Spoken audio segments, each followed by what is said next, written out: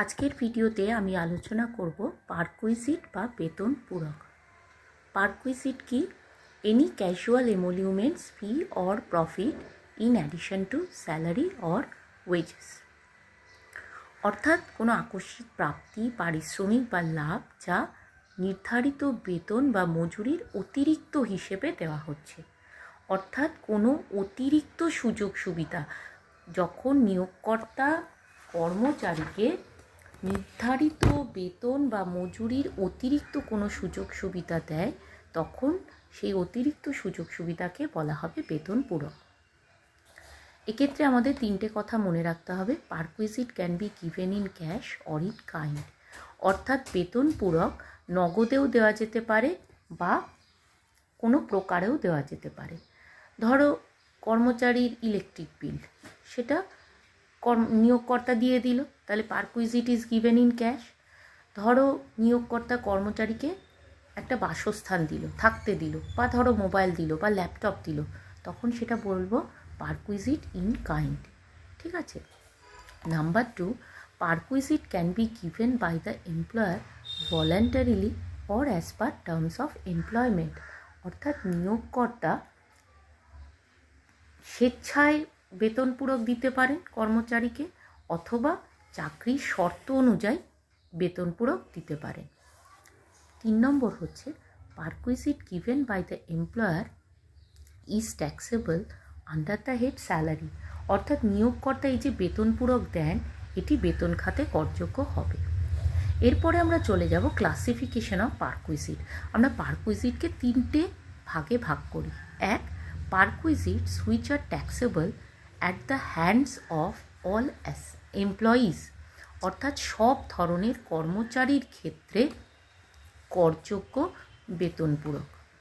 Number 2, perquisites which are taxable at the hands of specified employees, অর্থাৎ নির্দিষ্ট শ্রেণীর কর্মচারীর ক্ষেত্রে করযোগ্য বেতনপূরক। আর 3 নম্বর হলো perquisites which are tax free under all circumstances, অর্থাৎ সব ধরনের কর্মচারীর ক্ষেত্রে কর মুক্ত, ট্যাক্স ফ্রি মানে কর মুক্ত বেতনপূরক। দ্বিতীয়টায় আমরা যেটা বললাম perquisites which are taxable at the hands of specified employees, specified employees বলতে কী বোঝায়, বা নির্দিষ্ট শ্রেণীর কর্মচারী বলতে কী বোঝায়? নির্দিষ্ট শ্রেণীর কর্মচারী বলতে বোঝায় যখন কোনো কোম্পানির কর্মচারী ওই কোম্পানির একজন ডিরেক্টর হন, তখন তাকে বলা হবে স্পেসিফাইড এমপ্লয়ি। অথবা ধরো কোনো কোম্পানির কর্মচারী যার ওই কোম্পানিতে প্রভূত স্বার্থ অর্থাৎ সাবস্ট্যান্সিয়াল ইন্টারেস্ট আছে। সাবস্ট্যান্সিয়াল ইন্টারেস্ট মানে কি? যখন ওই কর্মচারী ওই কোম্পানিতে অন্তত 20% ভোটিং রাইটস বিশিষ্ট ইকুইটি শেয়ার হোল্ডার, অর্থাৎ ওই কর্মচারী 20% ভোটদানের ক্ষমতা বিশিষ্ট ইকুইটি শেয়ারের মালিক। আর 3 নম্বর হচ্ছে যে কোনো কর্মচারী যার বেতন খাতে আর্থিক আয় 50,000 টাকার বেশি। যদি বেতন খাতে আর্থিক আয় 50,000 টাকার বেশি হয়, তাকেও বলা হবে স্পেসিফাইড এমপ্লয়ি। এবং এক্ষেত্রে এই যে 50,000 টাকার বেশি যে বলছি, এক্ষেত্রে একটা জিনিস মাথায় রাখবে যে এক বা একাধিক নিয়োগকর্তা কর্তৃক সব ধরনের নগদ অর্থ প্রদানকে তখন আমরা হিসাবের মধ্যে নেব। আর সেকশন 16 অনুযায়ী যে ডিডাকশনগুলো রয়েছে, 3টে ডিডাকশন রয়েছে। Standard deduction, section 16 subsection 1, entertainment অ্যালাওয়েন্সের জন্য ডিডাকশন সেকশন 16 সাবসেকশন 2, আর প্রফেশনাল ট্যাক্সের জন্য ডিডাকশন সেকশন 16 সাবসেকশন 3। এই ডিডাকশনগুলো কিন্তু বাদ দিয়ে আমরা হিসাব করব। ঠিক আছে। যদি 50,000 টাকার বেশি হয় তখন বলবো স্পেসিফাইড এমপ্লয়ি, যদি কম হয় তখন স্পেসিফাইড এমপ্লয়ি ধরা হবে না। এরপরে টাইপস অফ পারকুইজিট দেখো, সেকশন 17 সাবসেকশন 2, সেকশনটা মাথায় রাখবে। পারকুইজিটের সেকশন হলো সেকশন 17 সাবসেকশন 2। 8টা পারকুইজিট আছে। তোমরা এই প্রথম 4টে পারকুইজিট খুব ভালোভাবে পড়বে। 5, 6, 7, 8 যেটা, সেটা অতটা লাগে না, আমাদের সিলেবাসে আসে না। আমাদের সিলেবাস অনুযায়ী এই 4টে পারকুইজিট আমরা পড়ব। প্রথমটা দেখো, value of rent-free accommodation provided to the assessee by his employer, section 17 subsection 2 clause 1 and rule 3 subsection 1। অর্থাৎ নিয়োগকর্তা যখন নির্ধারিকে ভাড়াহীন বাসস্থান দেন, বাসস্থান দিয়েছে তার জন্য কোনো ভাড়া নিচ্ছে না, তার যে মূল্য সেটাকে বলা হবে বেতনপূরক। Number 2, value of accommodation provided to the assessee by his employer at concessional rate, section 17 subsection 2 clause 2 and rule 3 subsection 1। অর্থাৎ যখন নিয়োগকর্তা নির্ধারিকে রেয়াতি হারে বাসস্থান দেন, তার মূল্য রেয়াতি হারে মানে বাসস্থান দিয়েছে নিয়োগকর্তা, এবার নির্ধারিকে কর্মচারীকে বাসস্থান দিয়েছে কিন্তু সেই বাসস্থানের জন্য কিছু ভাড়াও নিচ্ছে, তখন বলা হবে রেয়াতি হারে, কনসেশনাল রেটে বাসস্থান দেওয়া হয়েছে এবং তার ভ্যালুটাকে বলা হবে পারকুইজিট। Number 3, value of any benefit or amenity granted or provided free of cost or at concessional rate to the specified employees, section 17 subsection 2 clause 3। হ্যাঁ, তার মানে কি, যখন নির্দিষ্ট শ্রেণীর কর্মচারীকে বিনা খরচে বা রেয়াতি হারে সুযোগ সুবিধা দেওয়া হবে তার মূল্য, যেমন একটা রয়েছে আমাদের সিলেবাস অনুযায়ী, আমি সেটাই তোমাদের এক্সাম্পলে দেখিয়েছি, educational facility in employer school under section 17 subsection 2 clause 3 and rule 3 subsection 5। অর্থাৎ এমপ্লয়ারের স্কুল রয়েছে, সেখানে এমপ্লয়ির বাচ্চাকে এডুকেশনাল ফেসিলিটি দেওয়া হচ্ছে, পড়ার সুযোগ সুবিধা দেওয়া হচ্ছে, বিনা খরচেও দেওয়া যেতে পারে আবার কনসেশনাল রেটেও দেওয়া যেতে পারে, তাহলে তার যে ভ্যালু হবে সেই ভ্যালুটাকে আমরা বলবো পারকুইজিট। 4 নম্বর দেখো, any some paid by the employer in respect of any obligation which but for such payment would have been payable by the assessee, section 17 subsection 2 clause 4।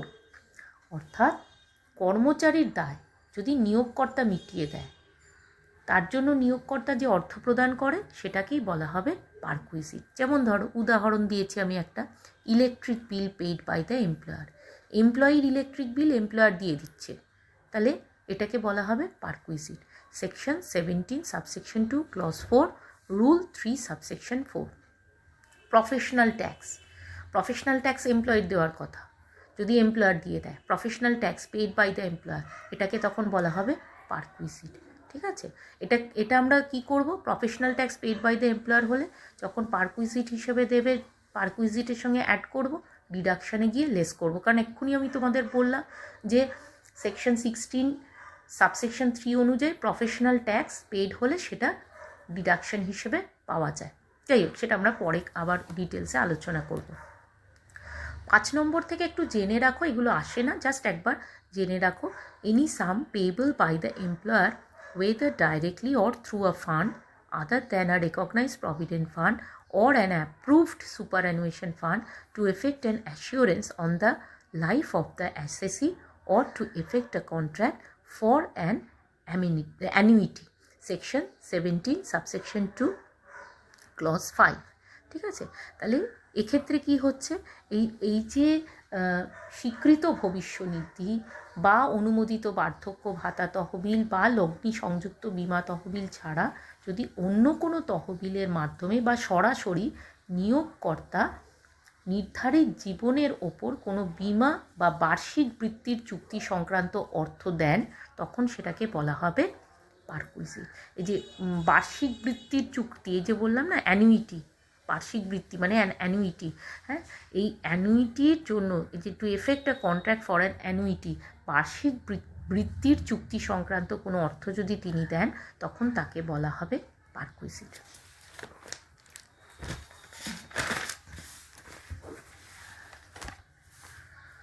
Value of any specified security or sweat equity shares, sweat equity share মানে equity share বিক্রি করা হয়, অনেক সময় company এই equity share কর্মচারীদেরকে দিতে পারে, তো কর্মচারীদের যখন কম দামে দেয় তখন সেটাকে বলা হয় সোয়েট ইকুইটি শেয়ার। তো এই জন্য আমি বলছি, value of any specified security or sweat equity shares allotted or transferred directly or indirectly by the employer or former employer free of cost or at concessional rate to the assessee, section 17 subsection 2 clause 6। অর্থাৎ এক্ষেত্রে কী হচ্ছে, যখন বিনামূল্যে বা রেয়াতি হারে নিয়োগকর্তা বা পূর্বের নিয়োগকর্তা কর্তৃক বন্টন করা বা হস্তান্তর করা কোনো সুনির্দিষ্ট সিকিউরিটি বা সোয়েট ইকুইটি শেয়ারের মূল্যকে বলা হবে বেতন পূরক। 7 নম্বর এসো, the amount of any contribution to an approved superannuation fund by the employer in respect of the assessee to the extent it exceeds rupees 1.5 lakhs, section 17 subsection 2 clause 7। অর্থাৎ নির্ধারিত অনুমোদিত বার্ধক্য ভাতা তহবিলে নিয়োগকর্তা 1.5 লাখ টাকার অতিরিক্ত যে পরিমাণ অর্থ প্রদান করবেন সেটাকে বলা হবে বেতন পূরক। ধরো 2 লাখ টাকা দিয়েছে, হ্যাঁ, অনুমোদিত বার্ধক্য ভাতা তহবিলে 2 লাখ টাকা দিয়েছে, তাহলে 1.5 লাখ টাকার অতিরিক্ত কত টাকা দিয়েছে? 50,000 টাকা। তাহলে 50,000 টাকাকে তখন ধরা হবে বেতন পূরক। এরপর the value of any other fringe benefit or amenity as may be prescribed, section 17 subsection 2 clause 8। অর্থাৎ অনুমোদিত অন্যান্য সুযোগ সুবিধার মূল্য, যেমন ধরো বিনা সুদে ঋণ দেওয়া হয়েছে, বা ধরো রেয়াতি সুদের হারে ঋণ দেওয়া হয়েছে, যাতায়াত, বেড়ানো বা থাকার ব্যবস্থার জন্য যে টাকা খরচ হয়েছে সেটা এমপ্লয়ার দিয়ে দিয়েছে, ধরো কোনো এমপ্লয়ি ক্লাবে খরচ করেছে, সেই ক্লাবের খরচ এমপ্লয়ার দিয়ে দিয়েছে, সেটাকে ধরা হবে ভ্যালু অফ পারকুইজিট। ঠিক আছে, এরপরে আমাদের যে পারকুইজিটটা সিলেবাসে আছে আমরা সেটা পড়ব। Valuation of perquisite in respect of rent free accommodation or accommodation provided at concessional rate, rule 3 subsection 1। ঠিক আছে, এক্ষেত্রে রেন্ট ফ্রি অ্যাকোমোডেশনের ক্ষেত্রে সেকশনটা নিশ্চয়ই তোমাদের মনে আছে, সেকশন 17 সাবসেকশন 2 ক্লজ 1।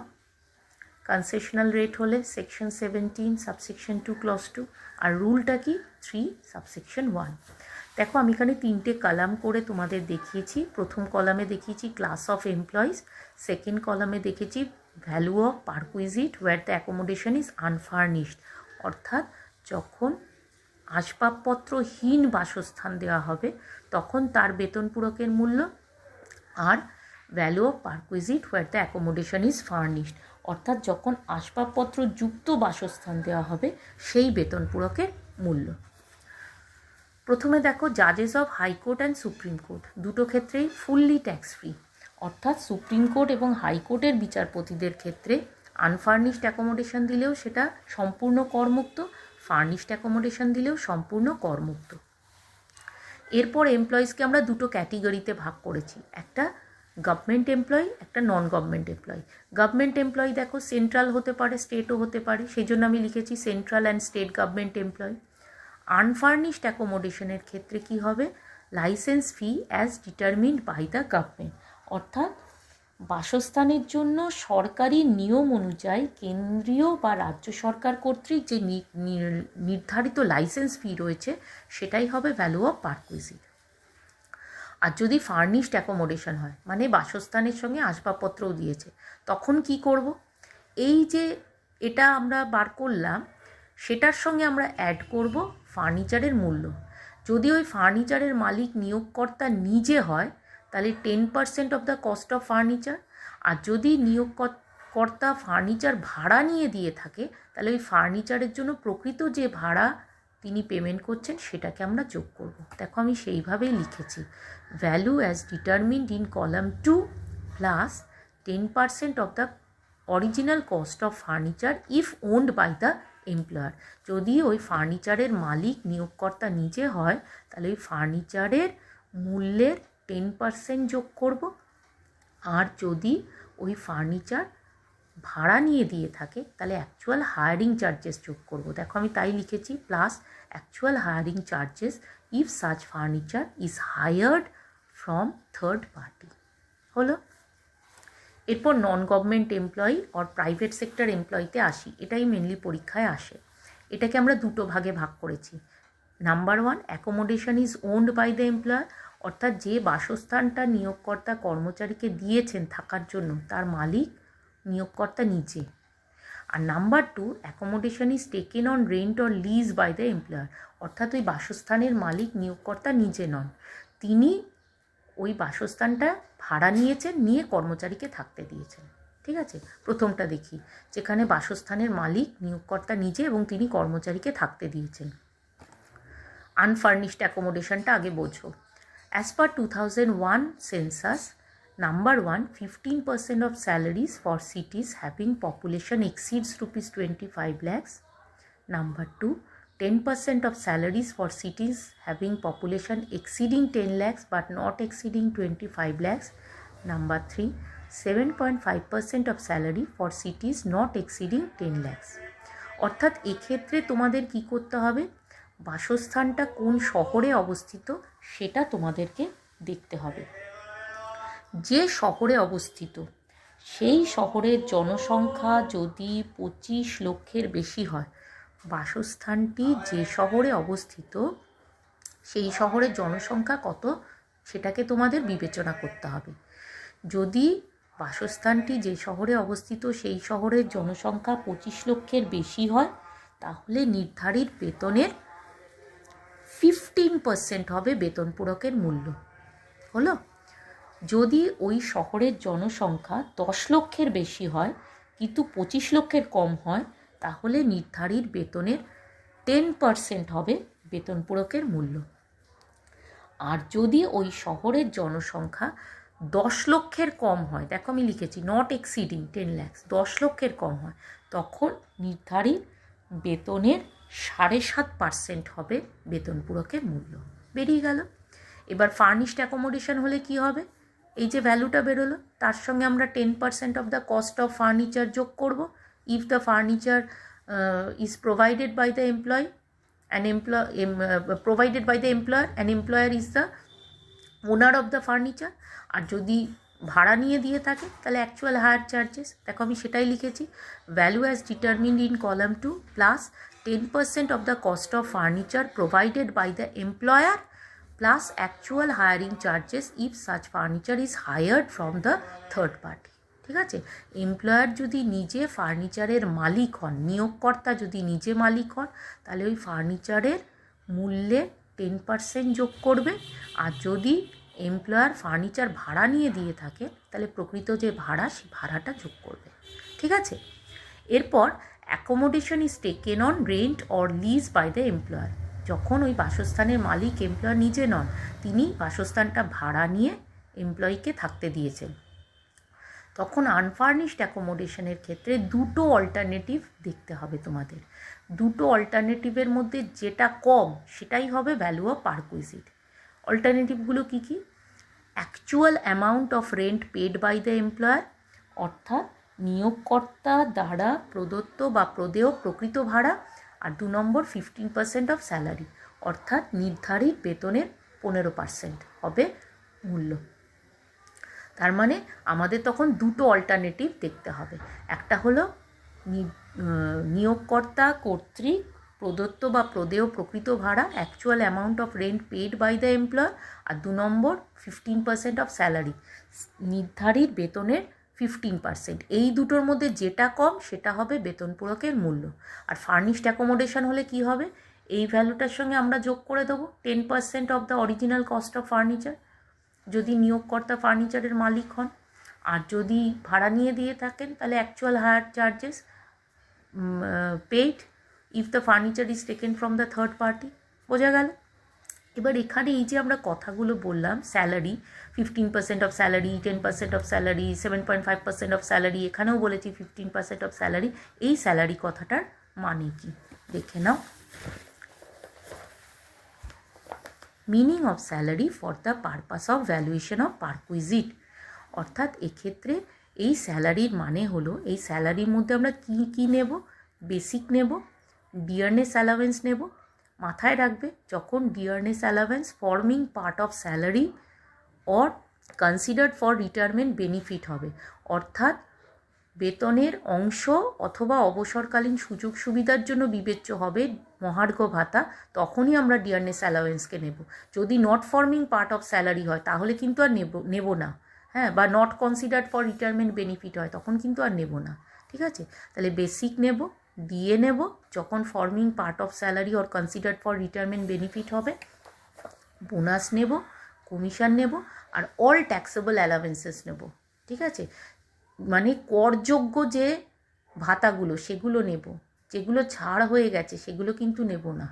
হ্যাঁ, এরপর any other monetary payment by whatever name called but not perquisite specified in section 17 subsection 2, অর্থাৎ যে কোনো আর্থিক প্রদান তা যে নামেই দেওয়া হোক না কেন কিন্তু সেটা বেতনপূরক হবে না। তাহলে আমরা কি কি নেব? মূল বেতন নেব, মহার্ঘ ভাতা নেব যেটা বেতনের অংশ বা অবসরকালীন সুযোগ সুবিধার সঙ্গে যুক্ত, বোনাস নেব, কমিশন নেব, সমস্ত করযোগ্য ভাতা নেব, আর যে কোনো আর্থিক প্রদান তা যে নামেই দেওয়া হোক না কেন কিন্তু সেটা বেতনপূরক হবে না। ঠিক আছে, বেতনপূরক হিসেবে নিলে হবে না। আর দুটো কথা এখানে মনে রাখবে, fair rent or municipal value of the property will not be considered. হ্যাঁ, অর্থাৎ যে হাউস প্রপার্টিটা নেওয়া হচ্ছে সেখানে অনেক সময় কোশ্চেনে বলে দেওয়া থাকতে পারে যে হাউস প্রপার্টি ফেয়ার রেন্ট এত বা মিউনিসিপ্যাল ভ্যালু এত, দেখারই দরকার নেই, ওটা বিবেচনাই আসবে না। মিউনিসিপ্যাল ভ্যালু হচ্ছে পৌর কর্তৃপক্ষ যে মূল্য নির্ধারণ করে দেয় সেটাকে বলা হয় municipal value, the value which is fixed by the municipal authority, সেটাকে বলা হয় মিউনিসিপ্যাল ভ্যালু। দেখবেই না, দেখার দরকার নেই, বিবেচনায় করা হবে না। আর ফেয়ার রেন্ট হচ্ছে ওই লোকালিটিতে অবস্থিত অনুরূপ সম্পত্তিতে যে ভাড়া পাওয়া যায় সেটাও দেখার দরকার নেই। ফেয়ার রেন্ট, মিউনিসিপ্যাল ভ্যালু কোনোটাই দেখবে না। আর আরেকটা জিনিস, salary of that time during which the employee occupy the property will be considered weather it is receivable or received, অর্থাৎ যে সময়ের জন্য বাসস্থানটি কর্মচারীর দখলে থাকবে শুধুমাত্র সেই সময়ের বেতনকেই বিবেচনা করা হবে। সে বেতন প্রাপ্য হোক বা প্রাপ্ত হোক, যাই হোক না কেন, যে সময়ের জন্য বাসস্থানটা ও অকুপাই করবে সেই সময়টাকেই শুধু বিবেচনা করা হবে, সেই সময়ের বেতনটাকেই শুধু বিবেচনা করা হবে। আর কনসেশনাল রেট হলে কি হবে, এটা আগেই তোমাদের বলেছি, মানে এমপ্লয়ার এমপ্লয়ির কাছ থেকে ভাড়া নিচ্ছে। তাহলে এখানে আমরা কি করে বার করব পারকুইজিটের ভ্যালু? দেখো, accommodation provided at concessional rate in case of government employees or non government employees, সরকারি হোক বেসরকারি কর্মচারী হোক যাই হোক, দুটো ক্ষেত্রে একই পদ্ধতি।